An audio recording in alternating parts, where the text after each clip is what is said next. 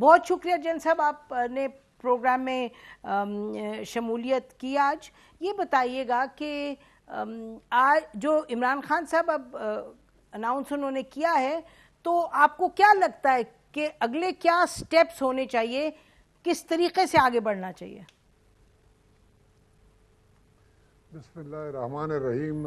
نسیم، بہت شکریہ آپ کا کہ آپ نے مجھے موقع دیا کہ اس سبجیکٹ کے اوپر میں بات کروں، کیونکہ کل یہ اعلان میں نے بھی سنا اور میرا دل چاہ رہا تھا کہ اس کے بارے میں اپنی رائے دوں. آپ کی بہت مہربانی.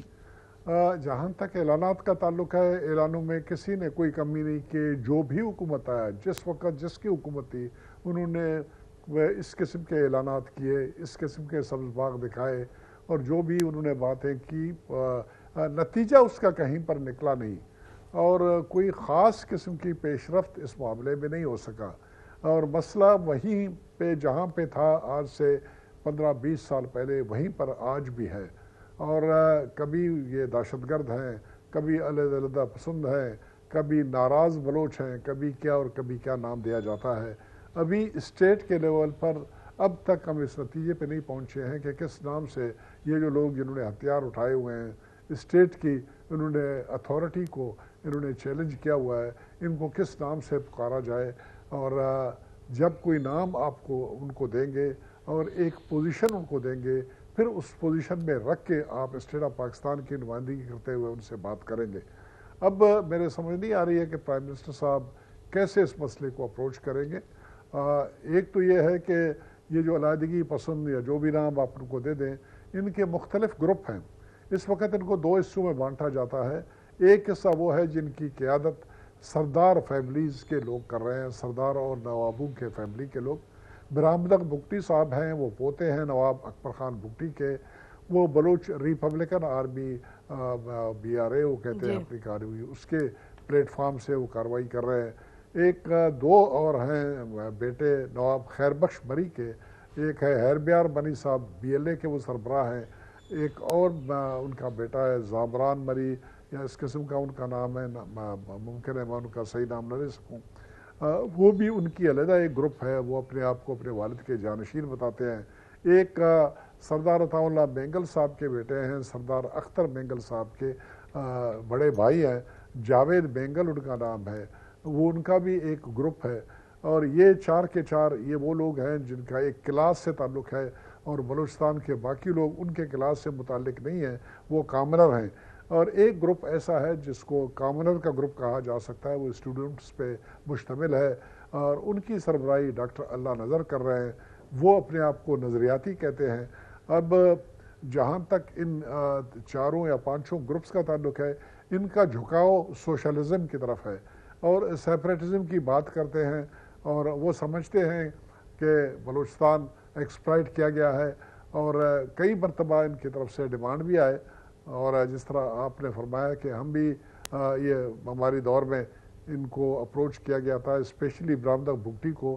ڈاکٹر مالک صاحب اور مجھے ڈیٹیل کیا گیا تھا. ہم گئے جنیوا میں، ان سے 2 دن ہم نے بات کی، بلکہ 3 دن بھی، تیسرے دن بھی میں نے ان سے بات چیت کی. ڈاکٹر صاحب واپس آئے، اور ان کے ڈیمانڈز تو بڑے معمولی قسم کے ڈیمانڈز تھے. وہ پاکستان کے مین اسٹریم پولیٹیکل ارینا میں آ کے اپنا پولیٹیکل رول کھیلنا، وہ ادا کرنا چاہتے تھے، اور اپنے دادا کے دور میں ان کو جو بھی پریولیجز اس کے فیملی کو حاصل تھے، اس کے دادا کو حاصل تھے، ان کی وہ ریوائول چاہتے تھے. باقی جین صاحب مجھے اجازت دیجیے گا تھوڑا سا، تو کر لیں. جی جین صاحب اجازت دیجیے گا. مجھے یہ اچھی طرح سے یاد ہے، آپ گئے، آپ واپس لوٹے، آپ سے ہماری بات چیت بھی ہوئی اس پہ، اور آپ نے وہی کہا جو ابھی آپ نے کہا کہ کوئی ان کے ڈیمانڈز ایسے نہیں تھے جو انیوژول، لیکن آپ نے کہا کہ ادھر پاکستان میں کچھ سٹیک ہولڈرز تھے جنہوں نے اگری نہیں کیا. مجھے اچھی طرح یاد ہے کہ آپ کو لگا تھا کہ ایک میجر ڈیولپمنٹ ہو سکتی تھی پازیٹیو، لیکن نہیں ہوئی. تو آج اس کو مد نظر رکھتے ہوئے، اور ناظرین یہ ہم کہہ دیں گے جنرل ضرور ہیں، اور ایک جنرل کا ریٹ آف دا اسٹیٹ وغیرہ کا بڑا ایک اہم ان کا ایک آؤٹ لک ہوتا ہے، لیکن جنرل قادر بلوچ کی اگر آپ دیکھیں جو جس طرح سے یہ بلوچ اکثریت پسندوں کے ساتھ یہ انوالو رہے ہیں تو اندازہ آپ کو ہوگا کہ یہ پولیٹیکل جو پارٹیسپیشن ہے، پولیٹیکل جو ایک سلسلہ ہے اس کو آگے بڑھانے میں بلیو کرتے ہیں.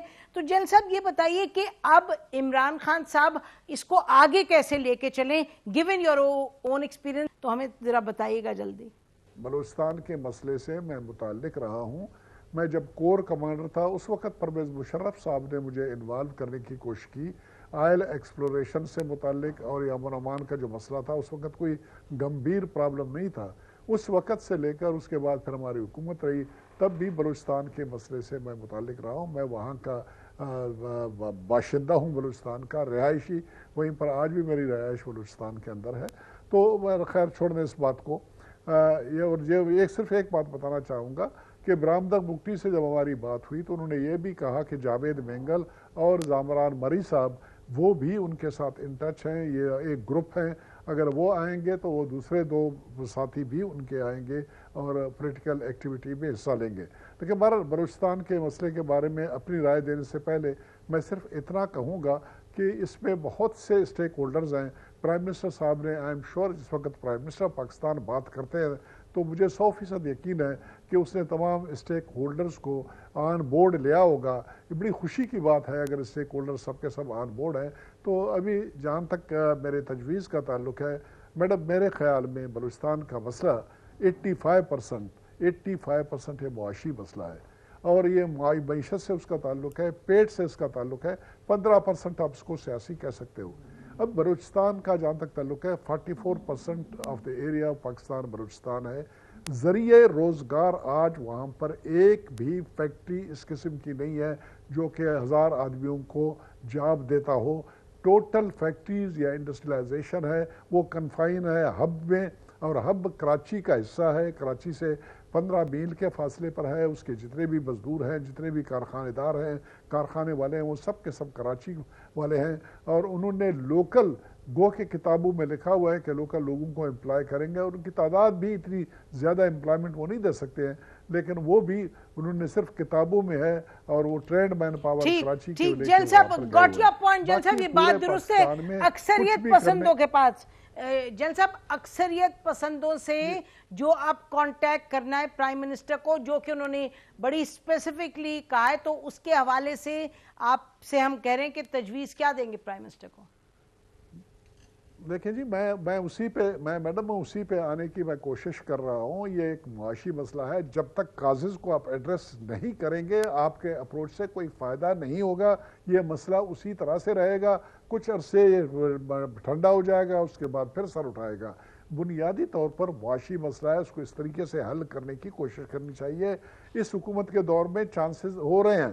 مثلا گوادر پورٹ کیوں نہیں کرتے؟ 2004 سے اس کے 5-4 برت تیار ہیں، پڑے ہوئے ہیں وہاں پر، اور ایک مہینے میں ایک جہاز نہیں آتا. اگر ڈیلی وہاں پر ایک جہاز آ جائے، اور جہاز یہ نہیں ہے کہ پاکستان کی تجارت وہاں سے ہو، آپ کے افغانستان کی تمام ٹرانزٹ ٹریڈ لینڈ لاک ملک ہے. پاکستان کراچی پورٹ کے تھرو ہوتا ہے. سینٹرل ایشین اسٹیٹ جو ہے گوادر کے پورٹ سے ایڈوانٹیج لے سکتے ہیں. اگر 1 یا 2 جہاز ڈیلی وہاں پر ڈاک کریں تو میں آپ کو یقین دلاتا ہوں، یقین دلا کیا یہ کیلکولیشن ہے، دن میں کم از کم 3 سے 4 ہزار گاڑیاں ٹرک لوڈ ہو کے یہاں سے بالکل صحیح کہہ رہے ہیں. اور یہ سی پیک وغیرہ سب یہ کہہ رہے ہیں. اور آگے بھی چاہوں جی مجھے تھوڑا سا یہ آپ اگر یہ فرما دیجئے گا کہ آپ یہ فرما رہے ہیں کہ یہ سب کام کر لیں اور اکثریت پسندوں سے کانٹیکٹ نہ کریں، because that is the critical issue جو کہ پرائم منسٹر نے آج نہیں کہہ رہا ہوں. آپ اس کا ذکر کریے گا. آپ مجھے غلط سمجھ رہے ہیں. نہیں، آپ ذکر کیجئے گا نا کہ کس طرح کریں. نسیم آپ مجھے غلط سمجھ رہے ہیں. میں یہ نہیں کہہ رہا ہوں. میں یہ کہہ رہا ہوں کہ پیرلل جو نا ایک کام چلنا چاہیے، زمین پہ کچھ نظر آنا چاہیے. نظر جب تک نہیں آئے گا کوئی چیز، اس وقت تک وہ لوگ ڈسویڈ نہیں ہو سکیں گے جنہوں نے ہتھیار اٹھایا ہوا ہے. ان کو پیسے دیے جا رہے ہیں، ان کو سپورٹ کیا جا رہا ہے، باہر کے ممالک اس پہ انوالو ہیں. یہ کوئی راز کی بات نہیں ہے. میں کسی کو کور کرنے کی یا سپورٹ کرنے کی کوشش نہیں کر رہا ہوں. ان کو اس راہ سے ہٹانے کے لیے، ایک اور راہ پہ ڈالنے کے رستے پہ ڈالنے کے لیے آپ کو کچھ کرنا پڑے گا. اس سے پہلے بڑے ایمنسٹی ہوئے، لوگ لڑکے آئے نیچے آئے، اور اس کے بعد پھر وہی جرائم میں لگ گئے، دائیں بائیں ہو رہے ہیں. تو ایک جو کمپلیٹ ہول سم قسم کا ایک پروگرام بنانا چاہیے. اس کے مختلف آسپیکٹس ہوں اور یہ لوگ جس وقت اگر نیچے آ جاتے ہیں تو ان کے پاس جابز ہوں کچھ کرنے کے لیے ہو ملک میں ترقیاتی کام ایسے ہو جو لوگوں کو نظر آئیں اکثریت پسند ہیں جو اکثریت پسند ہیں جو باہر ہیں جن کو آپ جا کے ملیں ایک فقرے میں اگر آپ یہ فرما دیجئے گا کہ ان سے کانٹیکٹ کرنا چاہیے اور کیسے کرنا چاہیے کیوں نہیں کرنا چاہیے میں تو ویلکم کرتا ہوں بہت ضروری قدم ہے اس کو بہت پہلے اٹھایا جانا چاہیے تھا یہ ایک سیاسی اور معاشی مسئلہ ہے اور یہ اسی صورت میں حل ہو سکتا ہے جب بات چیت کی جائے گی جب ان کے دماغ سے وہ جو خلل ڈالا گیا ہے علیحدگی پسندی کا وہ نکلے گا نہیں ان کے دماغ سے اور اس ملک میں اپنی مستقبل کے لیے وہ پر امید نہیں ہوں گے اور اس طرف نہیں دیکھیں گے اس وقت تک یہ مسئلہ حل نہیں ہو سکتا آپ فرما رہے تھے سر ہو جائے گا کہ کراس دا ٹیبل آپ کو بیٹھنا پڑے گا بات کرنا پڑے گا اور آن گراؤنڈ آپ کو کاروائی کرنی پڑے گی سر جب آپ گئے تھے ان کو ملنے آج سے بہت سال پہلے تو اس وقت بھی معاشی حالات ایسے تھے اب تو تھوڑے آگے بڑھے ہیں معاشی حالات تو اس لیے میں آپ سے پوچھ رہی تھی کہ عسکریت پسندوں کو سے بات کرنے کے لیے کس طریقے سے آگے بڑھا جائے لیکن بہرحال آپ نے فرما دیا ہے کہ آپ کہہ رہے ہیں کہ پہلے ساتھ ساتھ یہ ہو obviously پرائم منسٹر کہہ رہے ہیں عسکریت پسندوں سے ملیں گے تو آپ نے بھی تو سٹیپ لیا تھا اس وقت تو گوادر وغیرہ کا اس حد تک نہیں ڈیولپمنٹس ہوئی تھی